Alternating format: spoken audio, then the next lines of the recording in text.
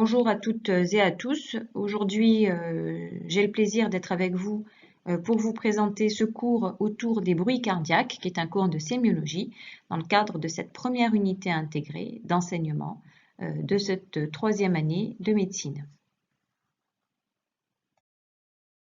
Vous avez ici cette plaque de rappel de l'anatomie cardiaque. Vous savez que le cœur est un organe à 4 cavités, un cœur gauche et vous avez ici les veines pulmonaires qui sont abouchées à l'oreillette gauche qui est en communication avec le ventricule gauche et qui en est séparée par la valve mitrale qui tantôt s'ouvre, tantôt se ferme. Le ventricule gauche qui lui est en contact ou en relation plutôt avec l'aorte et qui en est séparé ici par la valve aortique. Pour le cœur droit, vous avez la veine cave supérieure et la veine cave inférieure qui sont abouchées à l'oreillette droite. Cette oreillette droite qui est en communication avec le ventricule droit par l'intermédiaire de la valve tricuspide et le ventricule droit qui est en communication avec l'artère pulmonaire et qui en est séparé ici par l'intermédiaire de la valve pulmonaire. Alors avant de vous parler des bruits cardiaques. Qui dit bruit cardiaque dit auscultation. Il est important de bien respecter les conditions d'auscultation. Pour cela, il est important d'avoir un local au calme. Avec un patient à qui l'on demandera de bien vouloir se déshabiller, il faut l'examiner torse nu en décubitus dorsal et l'auscultation doit être réalisée à l'aide d'un bon stéthoscope bioauriculaire. Donc vous avez, une fois que votre patient est installé en décubitus dorsal et déshabillé, vous devez localiser les différents foyers d'auscultation, dont on va voir rapidement les localisations, et ensuite explorer progressivement toute l'aire précordiale en faisant successivement arrêter la respiration en inspiration et en expiration. Alors pour certaines anomalies, lorsque l'on détecte certaines anomalies à l'auscultation, qu'il s'agisse d'anomalies au niveau des bruits cardiaques ou de bruits surajoutés, on peut amener à demander au patient de se mettre en décubitus latéral gauche ou bien en position assise, voire même une position debout pour l'auscultation, afin de mieux objectiver ces anomalies détectées à l'auscultation. Et puis en dernier, on va voir que le fait de réaliser l'auscultation et qu'en parallèle de prendre le pouls du patient, ça constitue une aide pour repérer le premier bruit cardiaque et donc l'identifier, le B1 par rapport au B2 et par rapport aux autres bruits surajoutés ou souffles éventuellement que l'on pourrait détecter à l'auscultation. Vous avez ici un schéma représentatif des différents foyers d'auscultation. Vous voyez toute l'aire précordiale avec en projection les différents viscères que l'on localise en dessous de la paroi thoracique. Donc vous avez ici le foyer aortique qui est localisé au niveau du deuxième espace intercostal droit, le foyer pulmonaire qui est localisé au niveau du deuxième espace intercostal gauche. Vous avez ici le foyer tricuspide qui est en face, donc qui correspond à l'auscultation au niveau de la valve tricuspide. Et enfin ici, vous avez le foyer mitral qui est localisé au niveau du cinquième espace intercostal gauche.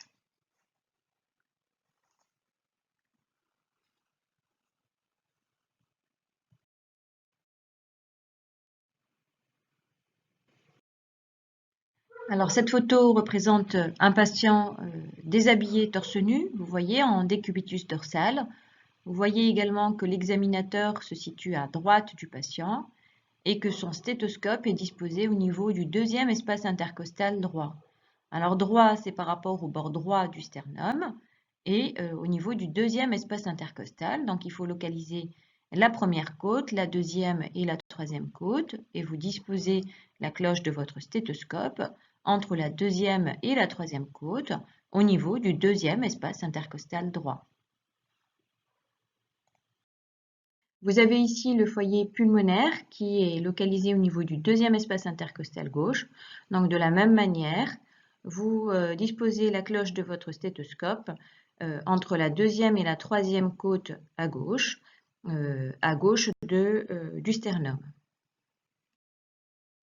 Ici, vous avez le foyer tricuspide que l'on localise juste en dessous de la xiphoïde qui constitue la pointe, l'extrémité terminale du sternum. Vous avez ici sur cette photo la localisation du foyer mitral, juste en dessous, en sous-mammaire gauche, et qui est localisé au niveau du 5e espace intercostal gauche, au niveau de la ligne axillaire. Alors, les zones d'irradiation, il est important de savoir que lorsque vous réalisez une auscultation et que l'on identifie des anomalies à l'auscultation, de bien rechercher l'irradiation de ces anomalies d'auscultation au niveau des zones d'irradiation.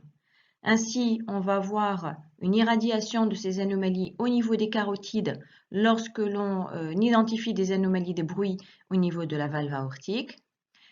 Ces zones d'irradiation sont localisées plutôt au niveau de l'aisselle gauche lorsque l'on identifie des anomalies de bruit au niveau de la valve mitrale. Et puis sous la clavicule gauche lorsque l'on identifie un souffle continu. Et ça se retrouve en cas de persistance du canal artériel. Enfin, on peut également réaliser une auscultation au niveau de la région dorsale mésocardiaque, mais cette auscultation n'est pas réalisée de façon systématique, seulement en cas d'anomalie bien spécifique de l'auscultation et du pouls, et ceci se retrouve en cas de pathologie particulière qu'on appelle la coartation de l'aorte, et vous aurez le temps de voir cela un petit peu plus tard dans votre cursus de médecine. Alors, vous savez que le cycle cardiaque, ça c'est des choses que vous avez vues en physiologie, est subdivisé en deux parties. Vous avez le temps systolique et le temps diastolique. Alors, le premier bruit que l'on entend à l'auscultation, c'est ce qu'on appelle le B1. Et le B1 correspond à la fermeture des valves auriculo-ventriculaires, c'est-à-dire à la fermeture de la valve mitrale et tricuspide. Ça correspond au début de la contraction ventriculaire gauche. C'est ce qu'on appelle la contraction isovolumique, au cours de laquelle la pression dans le ventricule gauche augmente à volume constant, c'est-à-dire que les valves sont fermées. On va prendre, pour exemple, le ventricule gauche, donc la valve mitrale et la valve aortique sont fermées. Le ventricule gauche se contracte, ce qui fait qu'il y a une augmentation de la pression dans le ventricule gauche. Et lorsque la pression dans le ventricule gauche dépasse celle qui existe au niveau de l'aorte, eh bien la valve aortique va s'ouvrir et c'est ce qu'on appelle la deuxième phase, c'est la phase éjectionnelle au cours de laquelle le sang est éjecté du ventricule gauche vers l'aorte au travers de la valve aortique. Une fois que cette phase se termine, eh bien, il va y avoir la fermeture de cette valve, la valve aortique, qui coïncide aussi avec la fermeture de la valve pulmonaire au niveau du ventricule droit. Et cette fermeture-là se traduit par un deuxième bruit que l'on appelle le B2. Et à ce moment-là, débute la diastole, qui correspond à la phase de remplissage du ventricule gauche, c'est-à-dire du passage du sang de l'oreillette gauche vers le ventricule gauche. Lorsque cette phase de remplissage se termine, eh bien, il va y avoir une fermeture de cette valve mitrale et de la valve tricuspide au niveau du ventricule droit et qui correspond de nouveau à la fermeture des valves auriculo-ventriculaires et donc qui va se traduire par ce premier bruit que l'on appelle le B1 et c'est le début de la systole. Ainsi se réalise ce cycle cardiaque qui se manifeste à l'auscultation par deux bruits. Le premier bruit qui correspond au début de la systole et qui correspond à la fermeture des valves auriculo-ventriculaires. Et ensuite, le deuxième bruit qui correspond à la fermeture des valves aortiques et pulmonaires et qui, à partir duquel débute le temps de la diastole du cycle cardiaque.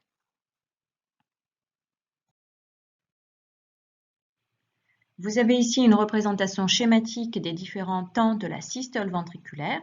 Cette systole ventriculaire des valves mitrales et tricuspides qui correspond au V1 et ensuite à ce moment-là commence la contraction isovolumique ou isovolumétrique du ventricule. Donc vous avez une valve mitrale qui est fermée, une valve aortique qui est fermée, la pression augmente à l'intérieur du ventricule qui est empli de sang. Lorsque cette pression dépasse la pression qui est présente au niveau de l'aorte, eh bien la valve aortique va s'ouvrir, cela ne s'entend pas à l'auscultation, permettant l'éjection du sang du ventricule vers l'aorte. Ensuite, une fois que cette phase d'éjection se termine, vous avez la fermeture de la valve ici aortique et de la valve pulmonaire qui traduit le début de la diastole ventriculaire et au cours duquel commence le remplissage de l'oreillette gauche et de l'oreillette droite.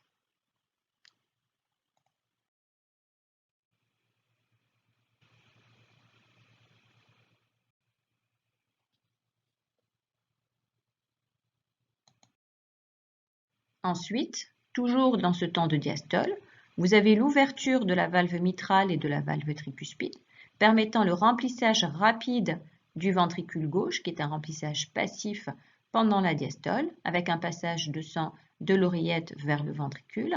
La valve ici aortique est toujours fermée. Ensuite, vous avez en fin de diastole une contraction de l'oreillette qui lui permet la contraction de l'oreillette et qui marque la fin de la diastole, avant de nouveau à obtenir une fermeture de la valve mitrale et de la valve tricuspide et qui va correspondre au B1 et qui correspond de nouveau à un nouveau cycle cardiaque, à un début de systole ventriculaire. Donc voici de façon dynamique les différentes phases de remplissage et d'éjection du ventricule gauche et du ventricule droit, en sachant que ces deux phénomènes se produisent quasiment de façon parallèle, de manière à avoir un équilibre des volumes éjectés au niveau de la grande circulation, la circulation systémique à partir de l'aorte, et de la petite circulation, c'est-à-dire la circulation pulmonaire, à partir de l'artère pulmonaire. Donc, les bruits cardiaques normaux lors de l'auscultation sont le B1 qui correspond à la fermeture des valves auriculo-ventriculaires, c'est-à-dire les valves mitrales et tricuspides, et le B2 qui correspond à la fermeture des valves aortiques et pulmonaires. Le B1 correspond donc au début de la systole et correspond au bruit effectué par la fermeture des valves mitrales et tricuspides. Pour pouvoir mieux le localiser à l'auscultation, pour que ce soit plus facile, on peut s'aider du pouls radial. Donc, lorsque vous faites votre auscultation sur l'un des foyers d'auscultation, vous pouvez rechercher en parallèle le pouls radial et ce que vous percevez au niveau de votre pulpe digitale correspond d'un point de vue sonore au premier bruit du cycle cardiaque, donc au B1, à l'auscultation. Vous pouvez aussi, à défaut du pouls radial, vous aider également du choc de pointe. Donc, vous disposez votre main en regard du choc de pointe cardiaque au niveau de la paroi thoracique. Et lorsque vous percevez ce choc de pointe par la palpation, eh bien, à l'auscultation, ça correspond au premier bruit. Ça vous permet de distinguer le B1 du B2 et surtout d'identifier le début de la systole ventriculaire. A contrario, quand vous identifiez le B2, ça correspond au début de la diastole ventriculaire. Le B1 se distingue également du B2 par d'autres caractéristiques, en particulier en termes de timbre. Le B1 a un timbre qui est sourd et grave et il marque le début de la systole ventriculaire. Le deuxième bruit, lui, correspond également à une fermeture de valve, mais ici, ce sont les valves aortiques et pulmonaires. C'est un bruit qui subit des variations avec la respiration, où vous avez les deux composantes du deuxième bruit, donc de ce B2, qui sont distinctes lorsque vous réalisez une inspiration forcée, c'est-à-dire lorsque vous demandez au patient d'inspirer profondément et que vous réalisez l'auscultation en parallèle, vous allez percevoir deux composantes de ce bruit qui correspondent à la fermeture de la valve aortique d'abord, puis de la valve pulmonaire. Alors que lorsque vous réalisez cette auscultation avec une respiration normale, eh bien on entend un seul bruit, B2, qui correspond à la fusion du bruit entre la fermeture de la valve aortique puis pulmonaire. En expiration forcée, les deux composantes sont fusionnées et l'on n'entend qu'un seul bruit, c'est physiologique, c'est le deuxième bruit, le B2. Alors ce B2, comme on a vu les caractéristiques d'intensité pour le B1, ici le B2 est maximal, on entend au mieux au niveau du foyer aortique et pulmonaire. C'est un petit peu logique puisqu'il correspond à la fermeture des valves aortiques et pulmonaires. Et son timbre, à la différence du B1 qui est grave, et sourd, vous avez un timbre qui est sec et aigu.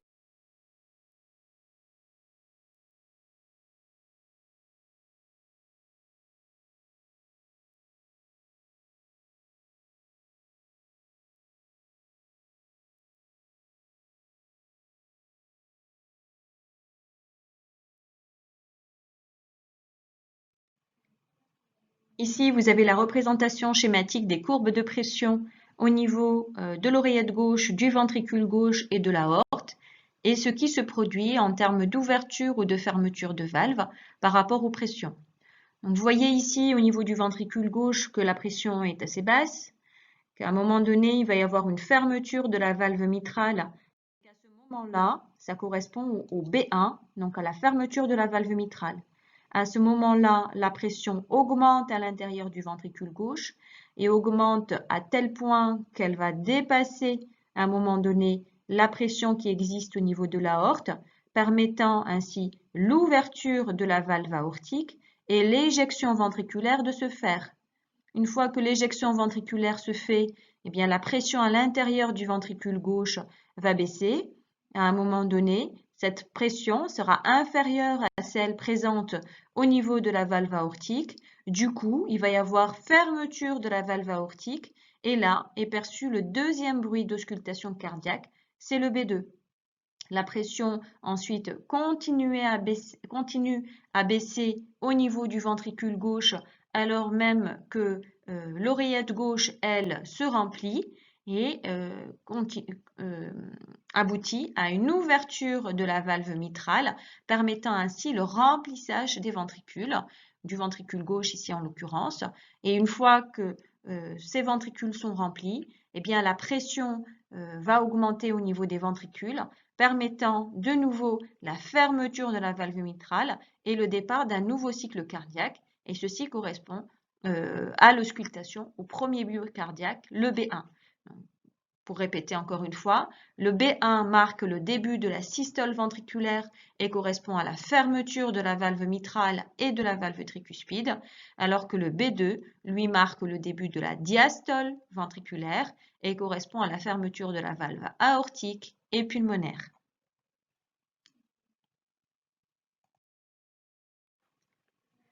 Dans certaines circonstances, l'on peut percevoir un troisième bruit à l'auscultation, qu'on appelle B3, qui peut être physiologique chez un tiers des sujets sains, c'est-à-dire sans aucune pathologie cardiaque, mais généralement il est observé ou entendu plutôt chez les sujets de moins de 16 ans, donc plutôt chez les enfants. Ce troisième bruit correspond à la phase de remplissage rapide initial du ventricule gauche, donc ça va se situer plutôt au temps diastolique. Donc, ce bruit-là sera entendu entre le B2 et le B1. Et rappelez-vous, cette phase de remplissage rapide initial du ventricule gauche, une fois que l'éjection du ventricule gauche dans l'aorte se fait, la valve aortique va se fermer. Il va y avoir justement le début du remplissage rapide du ventricule gauche qui se fait de façon passive, c'est-à-dire le passage du sang de l'oreillette gauche vers le ventricule gauche. On a exactement la même opération qui se produit au niveau du ventricule droit, avec une phase de remplissage rapide du ventricule droit à partir de l'oreillette droite. Et cette phase de remplissage peut aboutir à ce troisième bruit qui peut être entendu à l'auscultation. Donc en termes de timbre, c'est un bruit qui va être plutôt sourd et intense. Et ce qui est intéressant de savoir, c'est que quand vous mettez votre patient en position debout, eh bien ce troisième bruit, dit B3, disparaît complètement. Pour résumer tout ce que l'on vient de dire depuis le début de ce cours, l'auscultation cardiaque permet de définir deux bruits, le B1 et le B2, qui définissent un schéma. Donc, le premier bruit, qui est sourd et grave, est désigné selon l'onomatopée TUM et marque le début de la systole ventriculaire. Et vous avez le B2 qui correspond à un bruit qui est sec et aigu, que l'on dénomme sous l'onomatopée TA, et qui marque le début de la diastole ventriculaire. La diastole ventriculaire est plus longue que la systole. Donc il y aura d'abord un petit silence entre le B1 et le B2 et un grand silence entre le B2 et le B1. Il est important de bien définir ce schéma Tout simplement parce que lorsque vous aurez des anomalies d'intensité de ces bruits cardiaques ou bien même des bruits surajoutés ou des souffles, eh bien, il faudra les classer chronologiquement. Est-ce que c'est pendant la systole que cela se produit? Est-ce que c'est pendant la diastole? Et anatomiquement, à quoi ça peut correspondre comme anomalie? Alors, à chaque fois qu'on percevra une anomalie à l'auscultation, il faudra déterminer la phase du cycle cardiaque pendant laquelle cela survient. Est-ce que cette anomalie d'auscultation est entendue au temps systolique, entre le B1 et le B2? Est-ce que cette anomalie d'auscultation est entendue au temps diastolique, c'est-à-dire entre le B2 et le B1? Ou bien cette anomalie d'auscultation est entendue tout le long du cycle cardiaque, à la fois en systole et en diastole? À ce moment-là, on parle d'une anomalie auscultatoire systolo-diastolique. Et tout ça, on peut s'aider de repères. Il est très important de bien repérer le B1 et le B2. Lorsque l'on a des difficultés à distinguer le B1 du B2, eh bien on peut s'aider en prenant le pouls radial, tel qu'on l'a vu en début de ce cours. Ensuite, lorsque l'on a identifié le temps de l'anomalie d'auscultation, systolique ou diastolique, il faudra déterminer si cette anomalie se situe au début de la systole. À ce moment-là, on utilisera le pronom proto. C'est une anomalie d'auscultation telle qu'un souffle, par exemple, proto-systolique, lorsqu'il s'agit au début de la systole, ou bien au milieu, ce sera mésosystolique, lorsqu'il s'agit du milieu de la systole, ou mésodiastolique, lorsqu'il s'agit du milieu de la diastole. Enfin, lorsque cela survient à la fin, on parle de télésystolique ou télédiastolique. Et lorsque cette anomalie d'auscultation a lieu pendant tout le temps de la systole ou de la diastole, on parle par exemple d'un souffle ou d'un souffle holosystolique lorsqu'il prend toute la systole ou holodiastolique lorsqu'il occupe tout le temps diastolique. Alors, quelles sont les anomalies des variations du bruit cardiaque que l'on peut percevoir à l'auscultation? Il peut s'agir tout simplement d'une modification de l'intensité des bruits cardiaques. On a le B1 et le B2. Il peut s'agir donc d'une modification de l'intensité de l'un des deux bruits ou des deux bruits. On peut également avoir des dédoublements des bruits. Donc, on a vu tout à l'heure que le B2, en inspiration forcée, on pouvait percevoir un dédoublement du bruit qui correspond à la fermeture de la valve aortique puis de la valve pulmonaire. Mais on peut avoir des dédoublements pathologiques de ces bruits. Et puis, on peut avoir des bruits qui se surajoutent en plus du B1 et du B2. L'on verra lors de la séance prochaine qu'on peut avoir également des anomalies d'auscultation à type de souffle cardiaque que l'on verra plus en détail lors de la prochaine séance.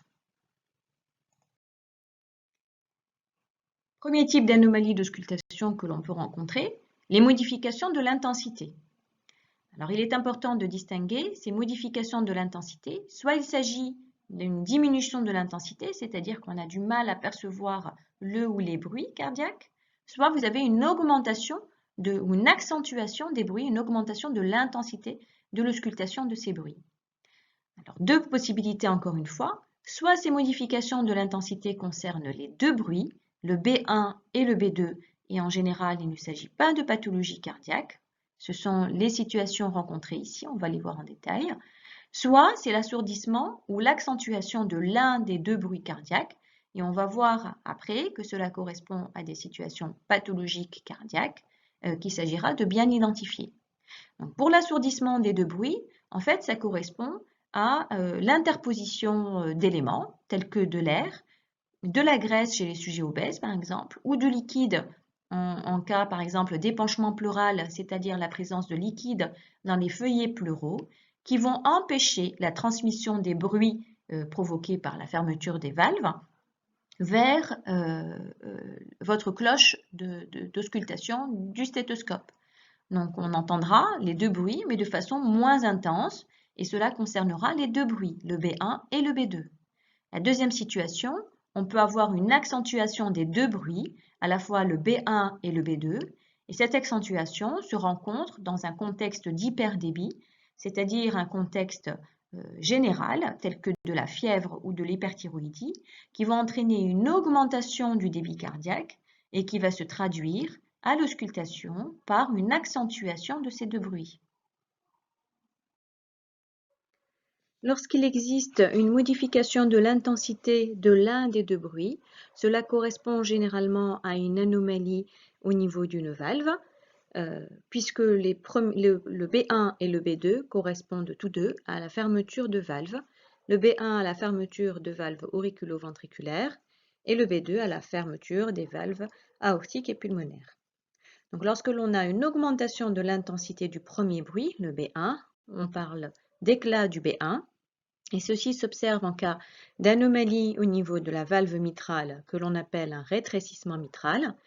Cette anomalie correspond en fait à une difficulté d'ouverture de l'orifice mitral, d'ouverture de la valve mitrale, et cela se traduit par une augmentation de l'intensité du premier bruit cardiaque à l'auscultation cardiaque. Il y a d'autres anomalies que l'on va voir tout au long de ce cours et du prochain cours.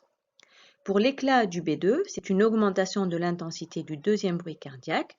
Ceci s'observe au niveau du foyer aortique essentiellement, en raison d'une hypertension artérielle, c'est-à-dire d'une augmentation pathologique du niveau de la pression artérielle. Lorsque l'on a une augmentation de l'intensité du deuxième bruit cardiaque au niveau du foyer aortique, on suspecte une hypertension artérielle associée. Lorsque cette augmentation d'intensité du deuxième bruit s'entend plutôt au niveau du foyer pulmonaire, elle est en lien avec une autre pathologie qu'on appelle une hypertension artérielle pulmonaire, c'est-à-dire une augmentation du niveau de la pression artérielle au niveau de l'artère pulmonaire. Inversement, lorsque l'on a une diminution de l'intensité de l'un des deux bruits, on parle d'assourdissement. Lorsqu'il s'agit du premier bruit cardiaque, l'anomalie essentiellement rapportée est en lien avec une insuffisance mitrale. L'insuffisance mitrale, c'est aussi une maladie de la valve mitrale qui correspond ici à un défaut de fermeture de la valve mitrale. Du coup, comme la valve mitrale ne se ferme pas bien et qu'elle n'est pas étanche au moment de la fermeture, eh bien, il existe un assourdissement de ce premier bruit cardiaque. La deuxième anomalie qu'il est possible de retrouver en termes d'intensité, c'est l'assourdissement du deuxième bruit cardiaque, et ceci s'observe en cas de rétrécissement aortique, qui est également une anomalie, une maladie de la valve aortique, qui correspond à une difficulté d'ouverture de l'orifice aortique au moment de l'éjection ventriculaire. Lorsque ce rétrécissement aortique est très serré, eh bien, ça va se manifester par une disparition du deuxième bruit cardiaque. Deuxième type d'anomalie que l'on peut entendre à l'auscultation en termes de bruit cardiaque, on a vu les modifications de l'intensité. En deux, il peut s'agir de dédoublement des bruits. On en a parlé au début de ce cours en disant qu'il est possible d'avoir un dédoublement des bruits lorsqu'il existe un laps de temps de plus de 4 centièmes de seconde entre les composantes droite et gauche des deux bruits. Pour le premier bruit, vous savez que c'est en lien avec la fermeture de la valve mitrale puis de la valve tricuspide. Normalement, on n'entend pas ce dédoublement du premier bruit puisque les deux valves se ferment successivement et ça n'est pas audible à l'oreille. Lorsqu'il existe un dédoublement de ce premier bruit cardiaque, c'est en lien avec un asynchronisme de la partie droite et gauche du cœur et que le laps de temps entre la fermeture de la première et de la deuxième valve dépasse 4 centièmes de seconde. C'est la même chose pour le deuxième bruit cardiaque, à la différence que pour le deuxième bruit cardiaque, ça peut être physiologique en inspiration forcée, on l'a vu tout à l'heure, alors que lorsqu'on demande au patient de réaliser une expiration forcée, ces deux composantes normalement se fusionnent et le deuxième bruit ne devient plus qu'un. Lorsque ce dédoublement ne disparaît pas à l'expiration forcée, eh bien, c'est une anomalie pathologique. Alors, ce dédoublement survient finalement dans toutes les circonstances où l'on a un asynchronisme, c'est-à-dire une différence de temps entre les mouvements des cavités droite et gauche du cœur. Ceci se retrouve dans différentes pathologies dont il n'est pas objet aujourd'hui dans ce cours. L'objectif de ce cours, c'est de connaître les bruits cardiaques physiologiques, mais aussi de connaître les principales anomalies qu'il est possible d'entendre à l'auscultation. Voilà. Donc la deuxième anomalie par rapport à ce dédoublement, lorsque le dédoublement du deuxième bruit cardiaque est large et fixe, c'est-à-dire qu'il n'est pas modifié par l'inspiration ni par l'expiration, eh bien c'est pathognomonique d'une pathologie qu'on appelle la communication interauriculaire. C'est un orifice qui existe entre l'oreillette droite et l'oreillette gauche, qui est pathologique, qui normalement ne devrait pas exister. Lorsqu'il existe cette communication interauriculaire entre ces deux espaces, oreillette droite et oreillette gauche, eh bien, ça va se manifester par un dédoublement de ce deuxième bruit cardiaque. Enfin, on passe à la troisième type d'anomalie que l'on peut entendre en termes de bruit. On a vu les anomalies d'intensité, on a vu également les dédoublements de bruit. Et maintenant, il peut exister des bruits qui se surajoutent en plus du B1 et du B2. Alors, comme on a vu en début de cours, lorsque l'on réalise une auscultation, il est important de bien identifier le premier bruit cardiaque qui marque le début de la systole, puis le deuxième bruit cardiaque qui marque le début de la diastole. Et en fonction des bruits qui vont se surajouter, on va identifier le temps de survenue de ces bruits. Est-ce qu'il s'agit de bruits systoliques ou de bruits diastoliques? Et ensuite, en fonction de ce temps-là, il existe différents types de bruits qu'il est possible d'entendre, dont on va voir ici les caractéristiques. Donc vous avez ici un résumé, si vous voulez, un sommaire de ce que l'on va voir successivement maintenant, par rapport aux bruits surajoutés anormaux qu'il est possible d'entendre dans différentes circonstances. Donc, par rapport aux bruits systoliques surajoutés, il en existe trois. Il peut s'agir d'un clic éjectionnel, d'un pistol shot ou d'un clic mitral. Alors, qu'est-ce que ça veut dire tout ça? Le clic éjectionnel, c'est un claquement protosystolique. Donc, c'est un bruit qui a un timbre sec. Il est protosystolique puisqu'il survient en début de systole. Donc, vous allez entendre le premier bruit, tout de suite après un deuxième bruit qui correspond à ce clic éjectionnel mais qui n'est pas le B2, avant d'entendre le deuxième bruit réel du cœur qui correspond au début de la diastole, le B2. Donc vous allez avoir le B1, clic éjectionnel, B2. Ce clic éjectionnel peut avoir une origine valvulaire, dans des anomalies valvulaires aortiques ou pulmonaires. Vous voyez ici dans le rétrécissement aortique ou pulmonaire. Mais il peut également être dû à une distension soudaine des parois artérielles ou pulmonaires sous l'effet de l'impact de ces parois du jet systolique venant du ventricule. Cela veut dire que dans certaines circonstances pathologiques, on peut avoir une augmentation très importante de la pression au niveau du ventricule et l'éjection de ce sang au niveau des parois va entraîner une distension soudaine de ces parois artérielles qui va se traduire par ce clic éjectionnel. Deuxième type de bruit systolique surajouté qu'il est possible d'entendre en auscultation, c'est le pistol shot. Le pistol shot est un bruit non pas protosystolique, mais mésosystolique, c'est-à-dire que c'est un bruit qui survient en milieu de systole et il est éclatant. Il est dû à la mise en tension de la paroi aortique sous l'effet de l'impact du jet systolique dans les insuffisances aortiques volumineuses. Donc ce type de bruit surajouté s'observe dans une maladie valvulaire que l'on appelle l'insuffisance aortique, qui est en lien avec un défaut de fermeture de la valve aortique, ce qui fait qu'il existe des phénomènes d'adaptation du cœur pour permettre d'assurer un débit cardiaque suffisant, et donc il va y avoir une augmentation très importante de la pression pour permettre au cœur de réaliser une éjection efficace, et ça va se traduire lors du jet systolique au moment de l'éjection systolique par ce bruit mésosystolique qui est éclatant. Troisième type de bruit surajouté systolique, c'est le clic mitral.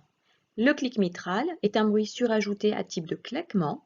Il peut survenir au milieu ou à la fin de la systole. Il est méso ou télésystolique. Et il est généralement bien audible au niveau du foyer mitral, à la différence du pistol shot par exemple, qui lui est plutôt bien audible au niveau du foyer aortique. Ce que vous pouvez voir aussi avec le clic mitral, c'est que en fonction de la position du patient, il va survenir plus ou moins précocement. Donc, quand le patient est en position debout, ce clic mitral surviendra de façon plus précoce que si le patient est en position retardée, où vous entendrez toujours ce clic mitral, mais il surviendra un petit peu plus tard au moment de la systole. Donc, vous allez entendre le B1, puis au milieu ou à la fin du temps systolique, on entend ce clic mitral et enfin, on entend le B2. Ceci s'observe au cours de pathologies valvulaires mitrales à type de prolapsus valvulaire mitral. Pour résumer cette première partie des bruits surajoutés systoliques, vous avez trois types de bruits systoliques surajoutés possibles. Soit vous avez le clic éjectionnel qui survient tout de suite après le B1, il est protosystolique. Soit vous avez le pistol shot et là il est mésosystolique. Et enfin, vous avez le claquement mitral qui, lui, survient soit en milieu de systole ou en fin de systole avant de voir apparaître le B2. Alors, ces bruits surajoutés, bien entendu, ne s'associent pas tous entre eux. Ça dépend de la pathologie valvulaire en cause. Par rapport aux bruits diastoliques surajoutés, il en existe 4. Vous avez le premier, c'est le claquement d'ouverture de la mitrale. Le deuxième, c'est ce qu'on appelle le B3, le B4 et enfin le bruit de galop. Qu'est-ce que le claquement d'ouverture de la mitrale? Comme ici on est en temps diastolique, c'est donc un bruit surajouté qui survient après le B2 et qui est en protodiastole, au début de la diastole, et qui correspond en fait à l'ouverture de la valve mitrale. En situation physiologique, on ne doit pas entendre cette valve mitrale s'ouvrir. Ceci s'observe au cours de rétrécissement de l'orifice mitral, donc à un défaut d'ouverture de la valve mitrale, et lorsque cette ouverture survient, eh bien, ça va se traduire par un claquement qui est audible, alors que physiologiquement, ça ne devrait pas l'être. C'est donc un bruit qui est sec, qui est proche du B2 et qui est entendu à l'endapex au niveau de la pointe du cœur. Le B3, donc le troisième bruit, on en a parlé en début de ce cours en disant qu'il pouvait être physiologique chez un tiers des sujets, en particulier chez les enfants, et qu'il disparaissait lorsque l'on mettait le patient en position debout. Par contre, il peut aussi être pathologique, d'où l'importance du contexte. Alors, comment on le recherche? Eh bien, on le recherche tout d'abord au foyer mitral. Donc, on doit réaliser l'auscultation au niveau du 5e espace intercostal gauche. Pour mieux l'identifier, lorsque l'on suspecte un B3, il vaut mieux mettre le patient couché sur la gauche, en décubitus latéral gauche, pour bien entendre ce troisième bruit. C'est un bruit qui est sourd et qui est bien distingué du B2. Comme on a vu tout à l'heure, le B3 physiologique disparaît en position debout. S'il ne disparaît pas, c'est qu'il est pathologique, il est anormal. Et ceci correspond soit à une augmentation de la pression au niveau de l'oreillette gauche, soit à une dysfonction du ventricule gauche en lien avec une insuffisance cardiaque. Le B4 est un autre bruit surajouté, différent du B3. C'est aussi un bruit surajouté diastolique, mais ici, vous voyez, il survient en fin de diastole, donc juste avant le B1. Il est sourd et, à la différence du B3 qui peut parfois être physiologique, le B4 est toujours pathologique. En fait, il correspond, en termes de fonctionnement du cœur, à la contraction des oreillettes au moment du remplissage des ventricules. C'est la fin du remplissage des ventricules, au cours duquel il y a une contraction des oreillettes pour qu'elles se vident bien de leur sang vers les ventricules. Et ce quatrième bruit, s'entend plutôt à la pointe du cœur et puis en mésocardiaque, c'est-à-dire au niveau du 3e espace intercostal gauche. Il traduit une perte de la compliance ventriculaire gauche et donc traduit une pathologie, une maladie du cœur gauche. Enfin, vous avez le galop. Le galop est un bruit sourd diastolique et qui correspond en fait à l'association des deux derniers bruits que l'on vient d'évoquer, le B3 et le B4. Le B3 est protodiastolique, le B4 est dit télédiastolique ou présystolique. Quand on a ces deux bruits-là qui s'associent, eh bien, vous allez avoir à l'auscultation l'impression d'avoir un rythme à 3 temps, comme le bruit d'un cheval au galop. Et c'est ce qu'on appelle un galop de sommation. Il résulte donc de la fusion du B3 et du B4. Il faut savoir qu'un bruit de galop est toujours un signe d'insuffisance cardiaque. Donc, le galop gauche, c'est-à-dire qui s'entend plutôt au niveau de la pointe du cœur, traduit plutôt une insuffisance du ventricule gauche, alors qu'un galop droit, qui s'entend plutôt au niveau de l'appendice xiphoïde, traduit en général une insuffisance du ventricule droit. Pour résumer cette deuxième et dernière partie des bruits surajoutés, les bruits surajoutés diastoliques sont de 4 types. Vous avez ici le B2 qui marque le début de la diastole, qui est un bruit physiologique et qui correspond à la fermeture de la valve aortique et de la valve pulmonaire. Lorsque l'on a un bruit surajouté à type de claquement qui survient en début de diastole, ça correspond généralement à un claquement d'ouverture de la mitrale et c'est dû en fait à l'ouverture de les valves mitrales qui normalement ne devraient pas être audibles.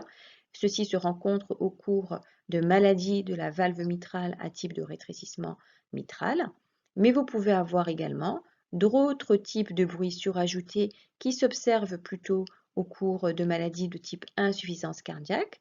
Donc le B3 qui est un bruit aussi protodiastolique qui peut être physiologique puisqu'il disparaît en position debout, mais il pouvait être également pathologique lorsqu'il persiste dans les différentes positions du patient, qu'il s'agisse d'un décubitus dorsal ou en position debout, mais en général le contexte est assez évocateur.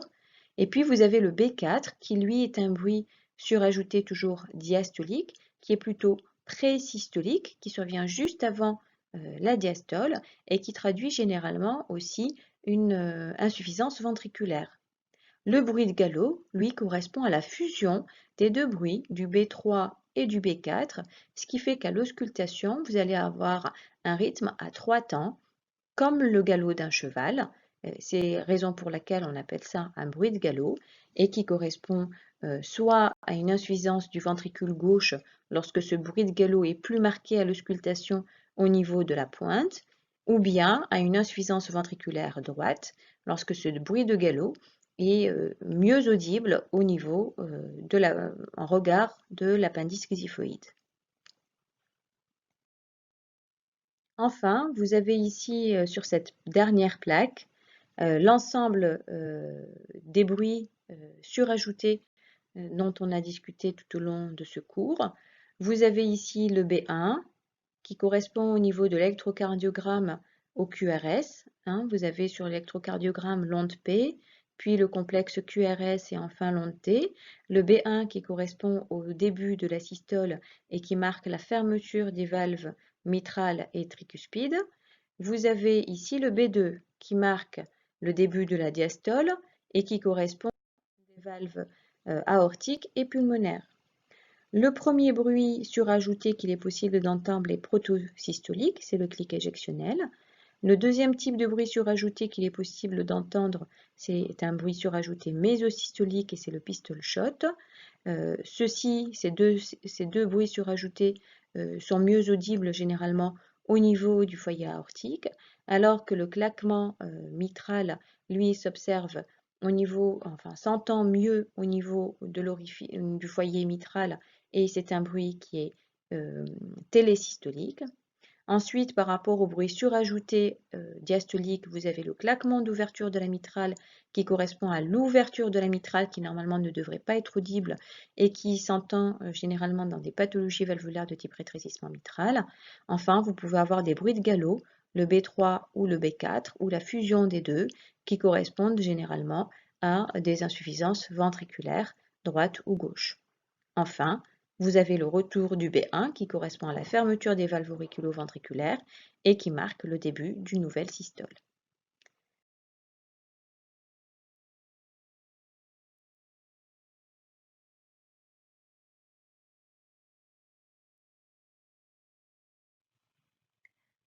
Pour finir ce diaporama, on n'insistera jamais assez pour vous dire qu'il faut vous entraîner, faire des auscultations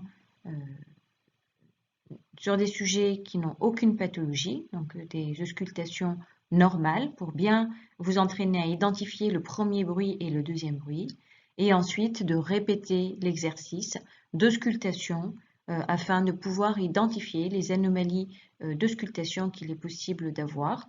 Aujourd'hui, on a vu les anomalies des bruits cardiaques. Nous verrons la prochaine fois les souffles cardiaques, les différents types de souffles cardiaques que l'on peut entendre à l'auscultation et comment on peut les identifier.